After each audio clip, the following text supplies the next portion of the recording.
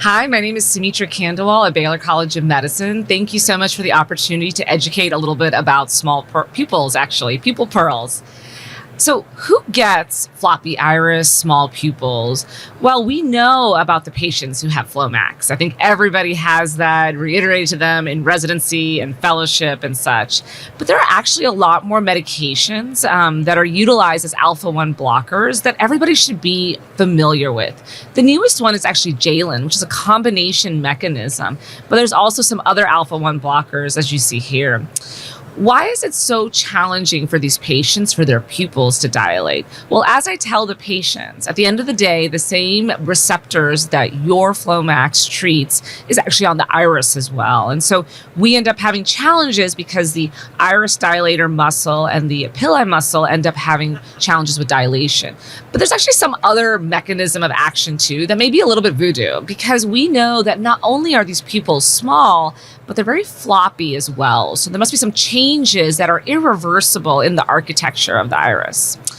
So ASCRS and Academy did a lot of work educating ophthalmologists and also primary care doctors and urologists about the fact that alpha blockers can complicate cataract surgery. And they actually came out with a statement many years ago saying patients with symptomatic cataracts should either be referred for surgery prior to starting tamsulosin or maybe even started on something different. The challenge, of course, is that we all want the best for our patients. So do the urologists. And so they all use Flomax as their first-line treatment. So at the end of the day, even the urologist knowledge of iris floppy, in their minds, this is something that's a one-time surgery, but they're managing their patients. So that's why it's very, very important to understand how to conquer that floppy iris. What are some of the other medications? Because I think we've all had patients where basically you get to the operating room, you start your cataract surgery, and then you realize, man, they have floppy iris. I wouldn't have thought that. Maybe they're a female. Maybe there's someone that actually was never on medications that are alpha 1 blockers. Well, there are a lot more medications out there that cause floppy iris. Some of the antipsychotics do that, some of the benzodiazepines, some of the antidepressants even, and even one study looked at the fact that hypertension was an independent risk factor for floppy iris. So the reality is it's out there, and you gotta treat it, and you gotta figure out how to manage it as well. And so floppy iris and cataract surgery is one thing we're gonna address right now. One of the management steps is to assess the pre-op dilation, because what has been shown is that in your slit lamp exam, on the actual evaluation, if the patient has 7 millimeters or more, their chances of floppy iris is almost zero. And so, but anybody who's under 7 millimeters, I would really kind of keep your guard up, even if there's somebody who's not on an alpha 1 medication.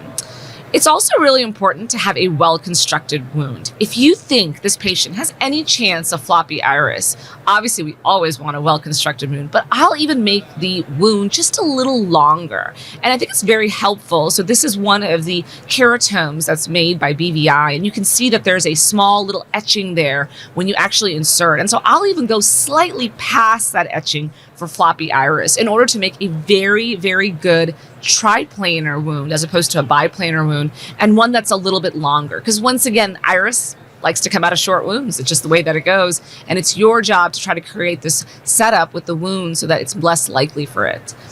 The other thing is that if you need to do pupillary dilation, you should do it. And sometimes I'll even make a marking. Sometimes I'll have a patient who is maybe 6.5 millimeters dilated, but as the case went on, their pupil came down. I'll make a specific marking for the second eye to go ahead and do pupillary dilation prior to even watching that floppy iris. And so you can obviously use preoperative medications.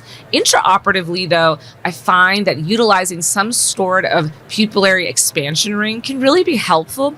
Not only does it dilate the pupil for you for your case, but it actually helps with floppy iris as well, which can be really challenging during the case. So here's an example. This is BVI's eye ring. And so I think most people are used to iris hooks, and they're also used to malunion ring.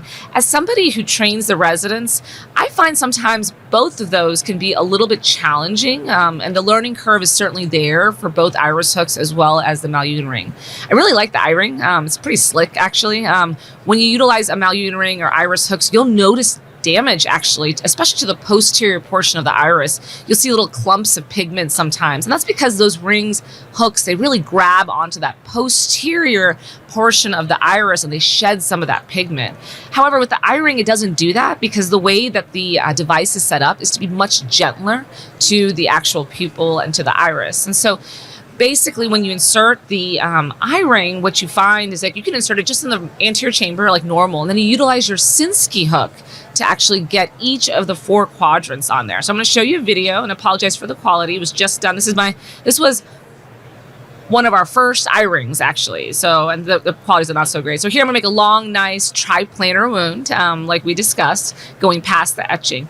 And you go ahead and just put that eye ring in, and don't worry too much. As soon as you start utilizing it a little bit more, you can try to get that first lip into the iris.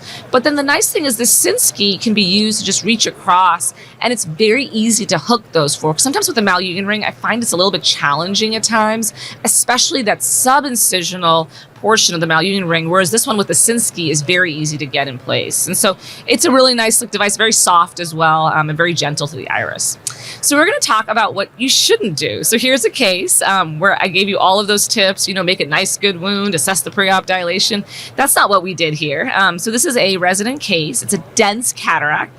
The wound was short, admittedly, and the rexus was kind of small. And so it comes time to hydrodissect. And what you're going to see here is we're going in there, and already just a little bit of hydrodissection, and there's iris coming out, and it's actually kind of incorporated and actually coming out even with a chain cannula as well. And so this can be very challenging. This is early in the case, and once iris comes out of the wound, it continues to come out. And so I always tell the residents and fellows, this is a time to pause, not to go back in, and say, what's my game plan? Because right now I have this huge cataract and I need to get it out, but I also don't want to damage that iris. And so one of the keys that I do in a moment like this is I determine the pressure gradient.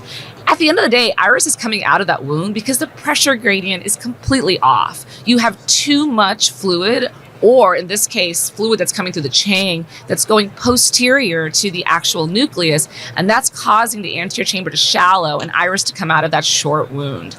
What you'll see here, this is a good character, like basically if the pressure gradient is normal, even the floppiest iris should stay in pretty good position. But once you introduce something posterior, whether it's posterior to the iris, posterior to the actual lens, or even say in the vitreous, some sort of increase in pressure, well then the iris has to go somewhere, and so it comes out of that wound. The other thing is, in a moment where you see all that iris coming out of the wound, you want to actually avoid touching it. I definitely see videos, and I'll show you one, of going in back with like the chain cannula, the McIntyre, or the viscoelastic cannula, trying to pop that iris back in through that main wound. That's actually very suboptimal. That's how you'll get iris defects. And so you want to use the other incision to sweep across. That way you can utilize the viscoelastic through the paracentesis.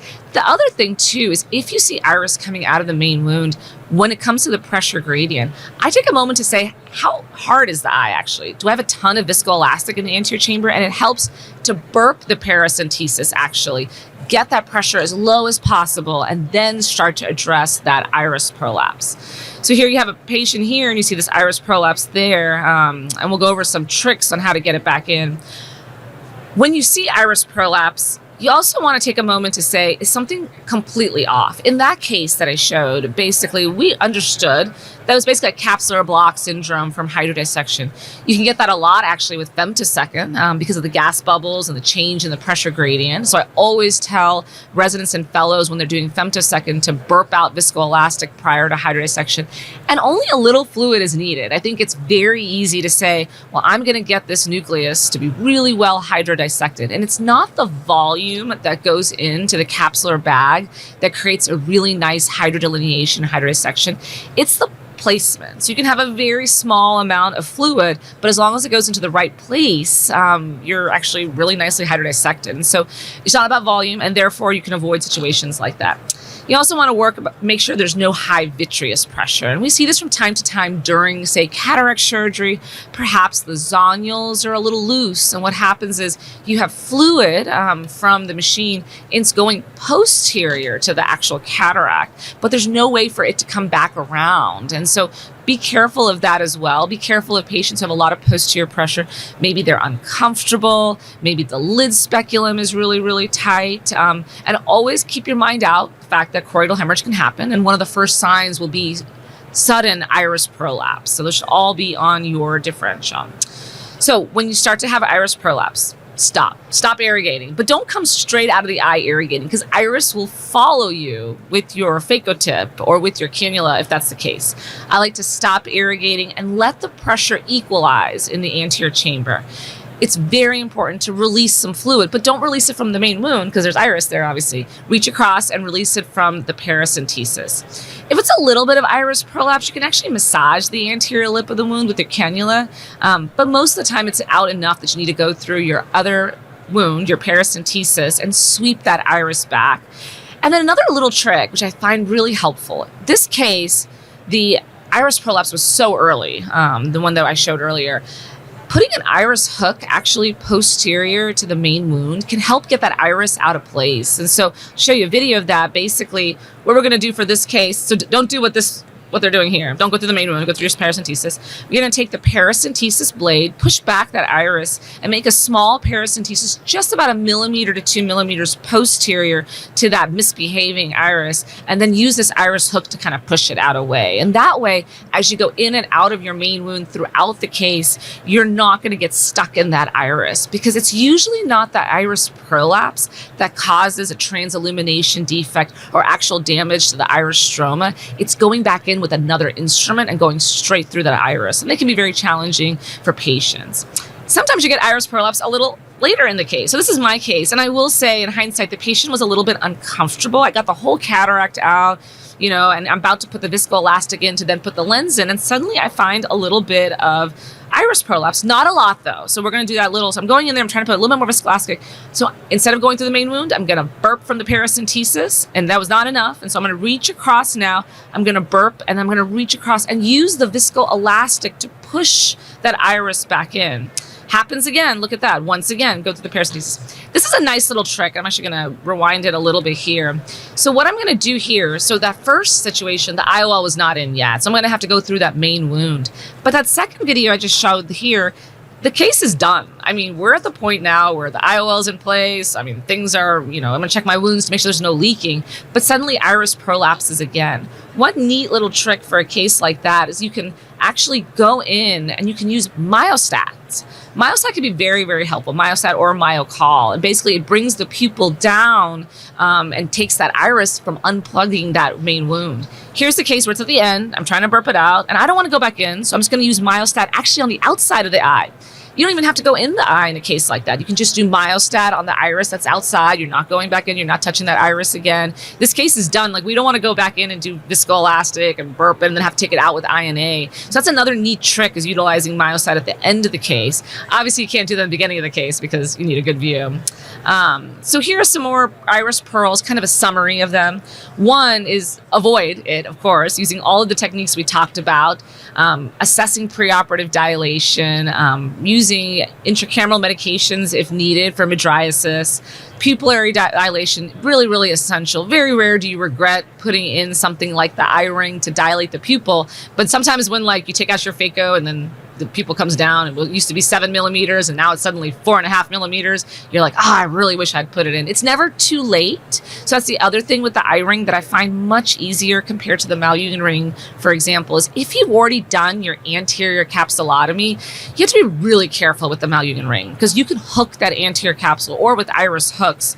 But with this eye ring, you can actually go in even when the anterior capsule is already created, or maybe you've done your phaco part, and just create a little bit of space, because once again, it doesn't have any part of the device that's on the posterior portion of the iris that can snag that anterior capsule.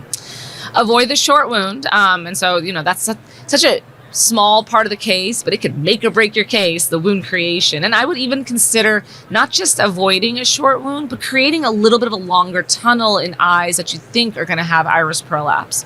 Avoid aggressive hydrodissection, and consider burping viscoelastic before you go in. I'll do that often, actually. Perhaps it's a patient where I had to use more viscoelastic to do the anterior capsulotomy, and it comes time to hydrodissection. I'll burp out some of that viscoelastic if I'm going to go in there and I'm concerned about that.